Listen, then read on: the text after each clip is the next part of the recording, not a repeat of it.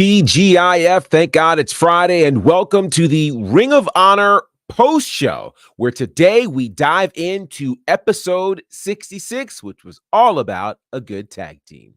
I am your forever ROH Women's Champion, your fallen goddess, the Alpha, the Minion, Overlord, the ROH Gatekeeper. But most of all, I am the best in the world, Athena, and you are watching Women's Wrestling Talk. 10, 9, 8, 7, 6, 5, 4, 3, 2, 1, 0. Women's Wrestling Talk, the #1 women's wrestling network on the planet.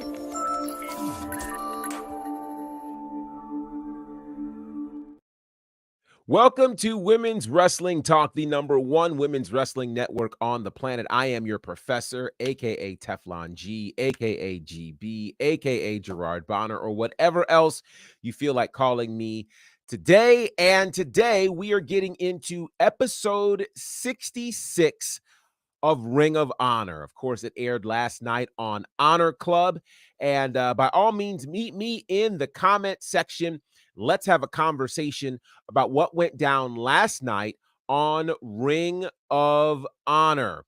Ring of Honor last night was all about tag teams, as you can see in this graphic.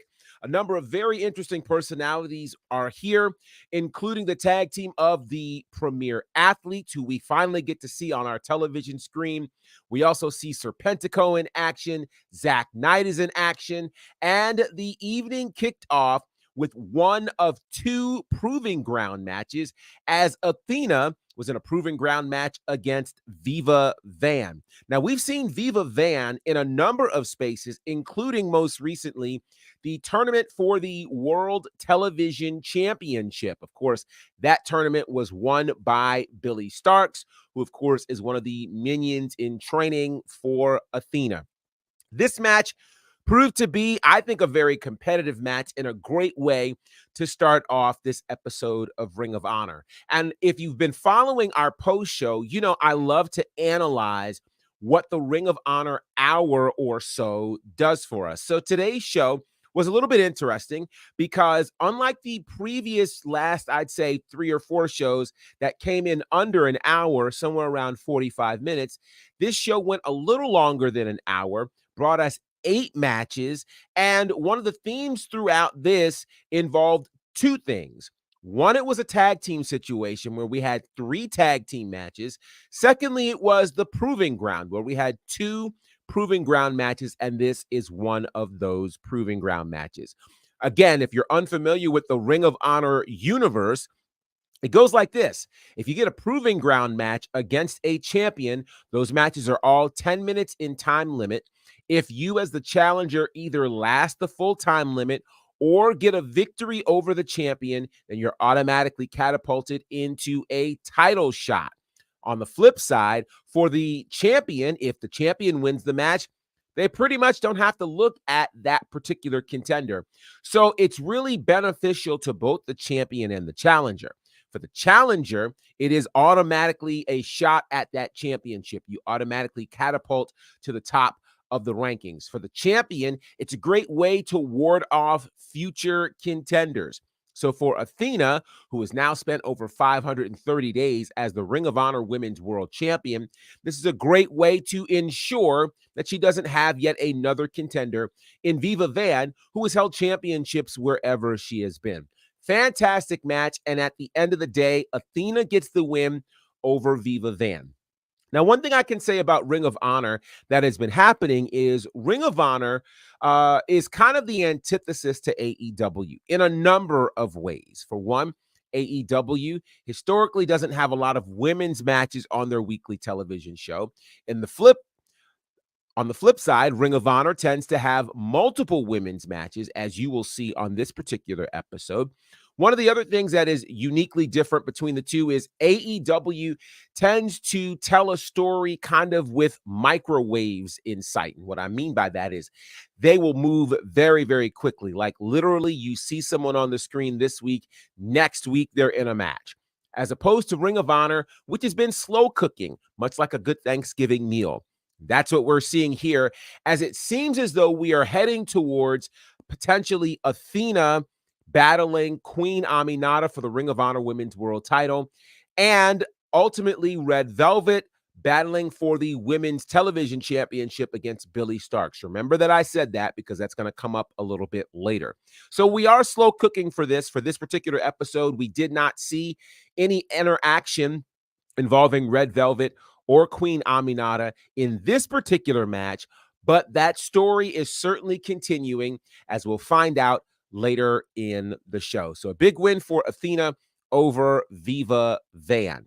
The next match saw a tag team match, which I'm very interested in. The second of our two Proving Ground matches, as the Ring of Honor World Tag Team Champions Undisputed Kingdom would battle the team of Nick Comoroto and Jacoby Watts.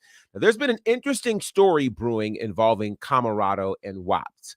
Nick Comoroto, a former member of The Factory in AEW, has come over to Ring of Honor and has been kind of in search of direction. That direction would come courtesy of Jacoby Watts, who we've seen in backstage segments, trying to convince Comoroto to follow his path, to have faith in him. And it ultimately is working, as now these two were in a tag team match against the Undisputed Kingdom. Now, I told you in the previous match how this whole Proving Ground situation works out, where again, if the champion loses these Proving Ground matches or the challenger lasts the full 10 minutes, then the challenger gets a shot at the champion. So it's the Undisputed Kingdom who about 2 months ago lost a Proving Ground match to the Infantry. That resulted in the Infantry getting a tag team title shot at Supercard of Honor during WrestleMania weekend. Now then, the Undisputed Kingdom has kind of been on alert since then. They've been in a number of Proving Ground matches over these past few weeks. And in these Proving Ground matches, they have kind of gone almost to the time limit. They've really been pushing things. So how would this work with Nick Comoroto and Jacoby Watts? Well, one of the most interesting things that you may have noticed if you saw the match, if you didn't, it kind of felt like a handicap match, as Jacoby Watts never tagged into this match, leaving Nick Comoroto to try to handle things on his own. And Jacoby Watts is kind of this position of, hey, if you want to demonstrate that you have faith, go ahead and win this match. Go ahead and beat the Undisputed Kingdom.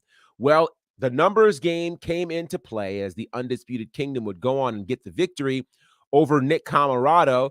And Jacoby Watts just kind of left him in the ring and then afterwards berated him a bit. And so it's interesting to see where this dynamic between Comoroto and Watts will go. Certainly of most of the teams that we have seen over the last few weeks, this is one team that actually has been a team that there's a story connected to, and we'd be interested to see what happens with them. The larger story right now is, will Comoroto and Watts remain as a tag team? Meanwhile, Undisputed Kingdom vanquished yet another tag team, and we'll pay attention because there are two other tag team matches, including the main event this week. And the main event this week does have tag team championship implications. So from there, we move to match 3, which sees Serpentico in action. Now, if you've been paying attention, Serpentico and, of course, I'm losing names. I'm sorry. Serpentico and Angelico, sometimes known as Angelico, they create the Spanish Announce Project. They were in action last week, ironically, against the Workhorsemen, who we will see later in the show. But this week, Serpentico ends up in a singles match against Brady Roberts. Now, there's an ongoing feud with the Spanish Announce Project and the team of Cole Carter and Griff Garrison, all over Serpentico's mask. Well, Serpentico has a new mask in this particular space, and it proved to be beneficial for him. He walks away with a win over his opponent, which was Brady Roberts. Brady Roberts, shout out again to the commentary team who did an amazing job of, again, filling you in on some of the names that you might not have been familiar with, Brady Roberts being one of those names. Roberts is an actor who converted into pro wrestling as opposed to most wrestlers moving into a space of acting. So congratulations, a great showing for Brady Roberts, but a big win for Serpentico, and Serpentico continues to move forward into the space of potentially a matchup with as part of Spanish Announce Project against the tag team of Cole Carter and Griff Garrison. Now, it does feel like what we're leading to, of course, is the next big Ring of Honor event, which is Death Before Dishonor. We finally have a date for that. It's going to be happening in July. I believe July 26th is the date. It'll be happening out of Arlington, Texas. And it definitely feels like a lot of the stories that we are seeing form on Ring of Honor are leading us to the Super Card of Honor, which looks like it'll be pretty stacked come July. Welcome aboard, Getcho. Good to see you, and I hope you're enjoying the show, as I hope everyone that's out there who's watching is enjoying this recap of episode 66 of Ring of Honor. Now, one of the things that Ring of Honor has been doing over the last few weeks has been having backstage segments, primarily interviews, and those interviews either feature an interviewer or the wrestler by themselves. Now, last week's show saw a beautifully crafted vignette on Marina Shafir, as we're starting to get some more insight into the woman that calls herself the Problem. Now, she is one of MMA's 4 horsewomen, and cheap plug, you might want to join us today for WWT Live, 6 p.m. Eastern, 3 p.m. Pacific, where we will dedicate the entire show to determining who is the best of the 4 horsewomen of pro wrestling. So you don't want to miss that. But talking about the 4 horsewomen of MMA, of which Marina Shafir is a part, it seems as though she's getting a bit of a reboot in Ring of Honor. And so on this week's episode, she was involved in an interview where we got to get a better understanding, sort of where she's coming from. She said at the end of the interview that if you do not take care of a problem, the problem becomes bigger. So we can clearly look to see Marina Shafir tell the whole world and show the world why she is a problem for the Ring of Honor women's division. And I've got to imagine that that will be happening in the not too distant future. And so one of the things that I do believe Ring of Honor does really well is program their show. So what should happen after you get an interview like this with the problem of the women's division? A women's division match, of course. And so Red Velvet is in solo action this week. Now, if TK were here, she would talk about how she's upset that, again, we don't see Red Velvet and Queen Aminata in a tag team match. And I will maintain that I don't believe that Red Velvet and Queen Aminata look to actually become a regular tag team. I think they are 2 women who have come together to really try to take down this whole minion movement that's led by the Ring of Honor women's champion, Athena. Now, I mentioned earlier that Red Velvet has her eyes on the women's television championship, currently held by Billie Starkz. Well, in this match, we saw Red Velvet take on a newcomer. Her name is Kel. And Kel was interesting because she had a very interesting physique. Kel was very, very tall, almost like basketball kind of tall and slender. So that was going to be a real challenge there for Red Velvet, who Kel had definitely a height advantage over. But it was very interesting watching Red Velvet chop down the tree that is Kel. So Kel had a great showing for her here in Ring of Honor, but it turned.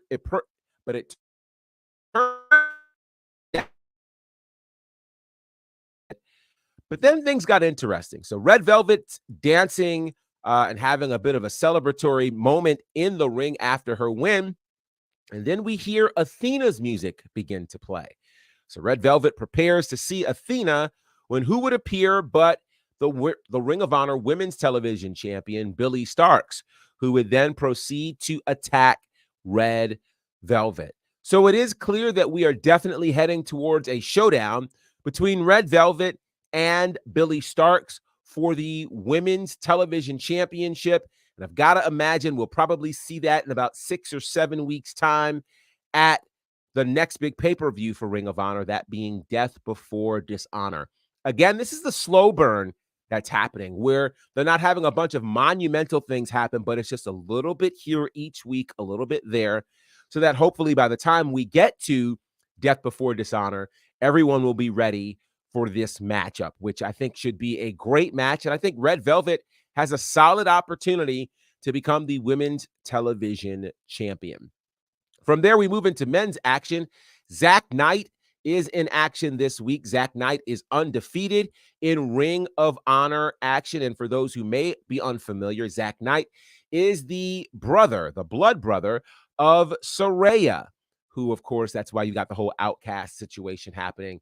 And if you ever watched the movie about Saraya and her life, which I believe is, I don't want to get the name of it wrong, but in that movie, it does chronicle the fact that Zach actually began pursuing wrestling before his sister did, but his sister was the one to get the big break.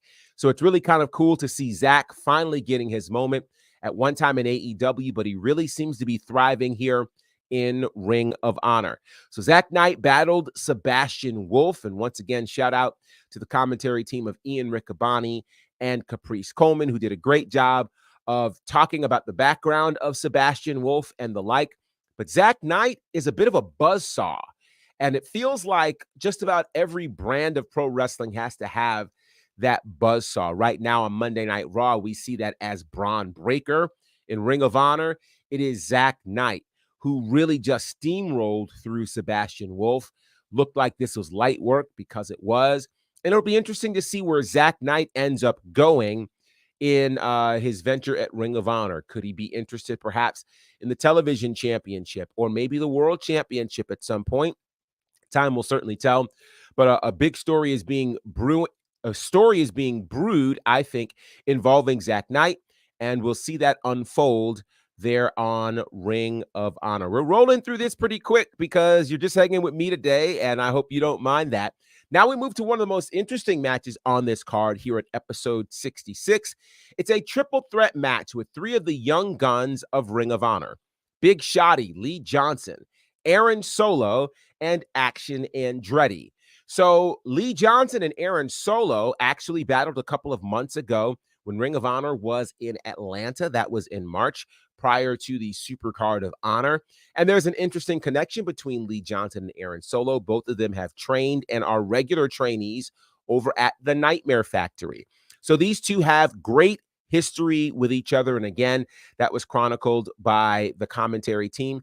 Action Andretti has been a solid performer, whether he is part of the trio of Top Flight or if he is doing solo competition. Remember, his big break came in AEW, defeating Chris Jericho on his debut. So this was definitely a big moment and an interesting matchup for sure. Big Shotty Lee Johnson has had a shot at the World Television Championship that happened at Supercard of Honor, and it was an amazing match. Aaron Solo and Action Andretti would love to get an opportunity at a championship in Ring of Honor, as just about anybody would. So this is a great match, and it was high flying. It was fast paced.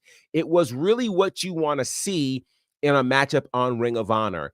And what I'm liking about the structure of Ring of Honor is you have several matches that are designed to clearly enhance one talent, but then you have other matches that become a pick'em. You don't know who's going to walk away as the winner. And this was one of those matches. It's absolutely must see. If you love great wrestling, you will enjoy this high-flying, fast-paced match between Lee Johnson, Aaron Solo, and Action Andretti. Extremely competitive match, but in the end, it's Big Shotty Lee Johnson who returns to his winning ways, gets a big win here, and it looks like he could be positioning himself for a possible world television title rematch, a rematch from what happened at the Supercard of Honor. Now then, we go back into tag team action, and the next big tag team match saw the Premier Athletes taking on the Bollywood Boys. Now, for the last few weeks, we've seen the Premier Athletes in backstage interviews as smart Mark Sterling has really been working to try to repackage and retool them into being a faction who is a force. And so I think it's very, very interesting for Premier Athletes to see if indeed all of the work that's happened backstage will translate in ring. Their challengers being the Bollywood Boys. The Bollywood Boys have held championships in a number of organizations, spent some time, of course, in WWE as part of 205 Live. We've seen them in the NWA and TNA and All Caribbean Wrestling and here in Ring of Honor. Now, what was interesting about this match is this match took place in Vancouver in Canada, and the Bollywood Boys are from Vancouver, so they had a bit of the hometown advantage there.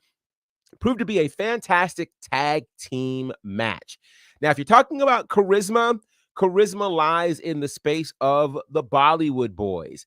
And the challenge I think that has always lasted with the premier athletes has not been what they can do in the ring or athletically, but instead, how do they connect with the crowd? Does their charisma actually match or not?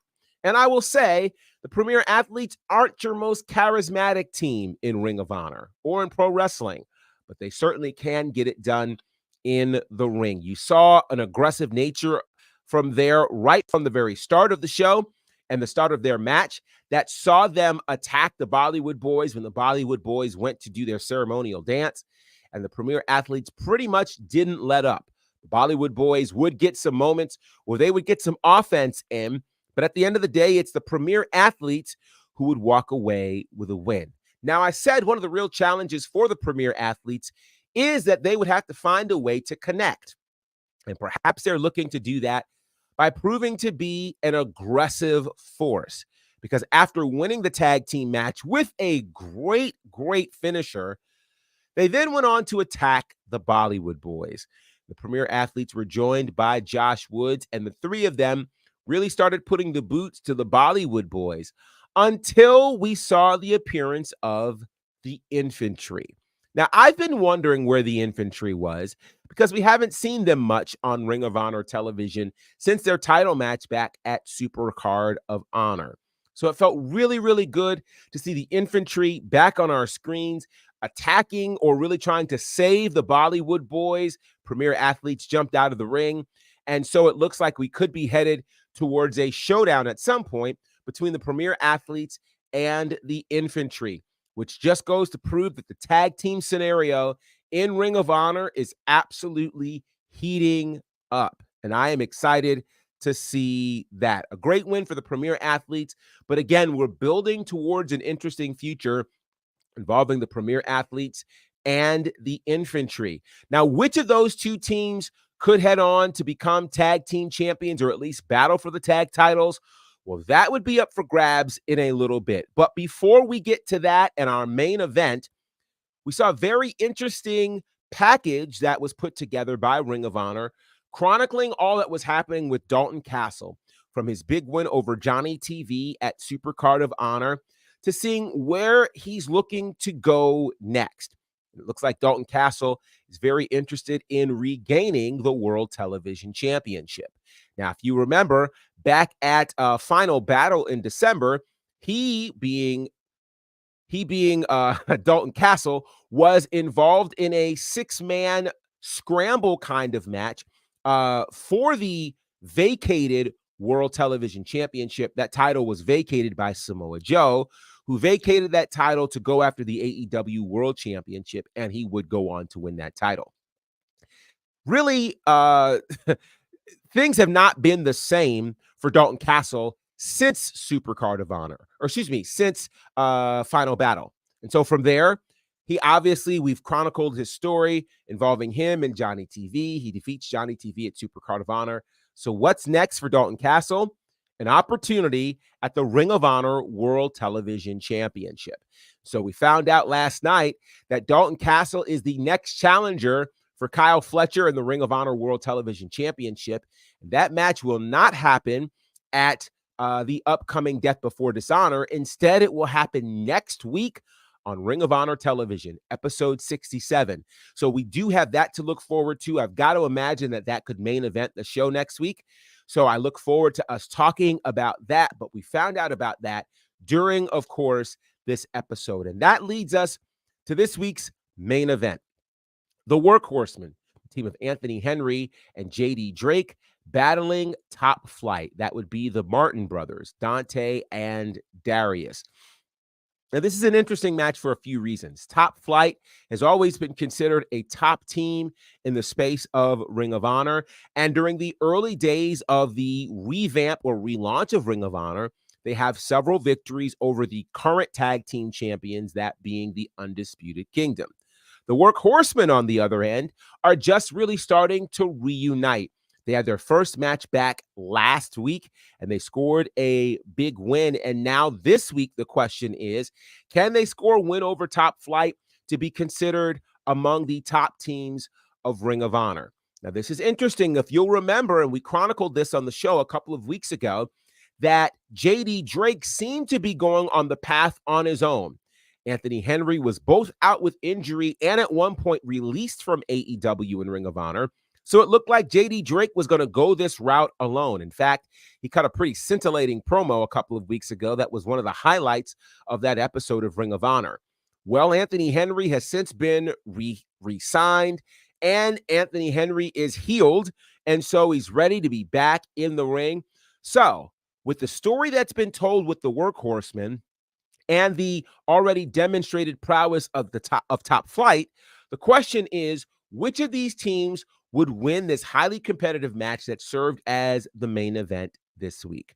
Well, it proved why it was in the main event slot, as it was a fantastic match that went back and forth. The Workhorsemen, who normally are adorned in classic black, actually had colors on. They wore blue, a colorful jacket on top of trunks as well. So it's clear that they were really excited to be back in a tag team scenario. Could Top Flight overcome them, or would the Workhorsemen continue the story that has been told over the last few weeks? Well, the win this week goes to Top Flight. So Top Flight getting the win over the Workhorsemen. Certainly, they have to be in contention for a tag team title match against the Undisputed Kingdom.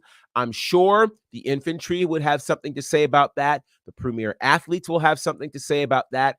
And perhaps some other teams who are interested in the Ring of Honor World Tag Team Championship picture.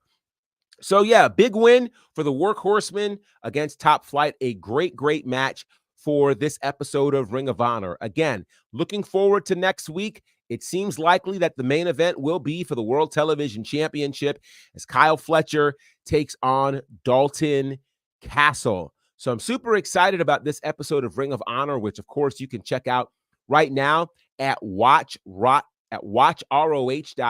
or you can download the Ring of Honor mobile app. You can also check it out on your smart TV and subscribe to Ring of Honor. It's only $9.99 a month. And with that subscription, you also get access to all of the past, present, and future premium live events or pay-per-views for Ring of Honor. So it's definitely a great investment. And of course, you can check out the rich history of Ring of Honor right now on Honor Club. So, of course, you can check me out on the socials at Bonnerfied across all of the social spaces. You can check out my commentary work as well with great organizations like Southern Honor Wrestling and IWE on IWTV. You can also check out my commentary work as part of the Nightmare Factory on their YouTube channel, along with our friends over at Turnbuckle Championship Wrestling. Also, check out All Caribbean Wrestling and the work I'm doing there. It's really exciting as we are impacting not just the States, but literally the Caribbean area, Jamaica, the Bahamas, Trinidad and Tobago, and all of those places. So check that out. And of course, you can check out my work with Ashe Wrestling at ashewrestling.com. Also, check out what we're doing here at Women's Wrestling Talk at wwtalkpod across all of the social spaces, and wwtalkpod.com is the website.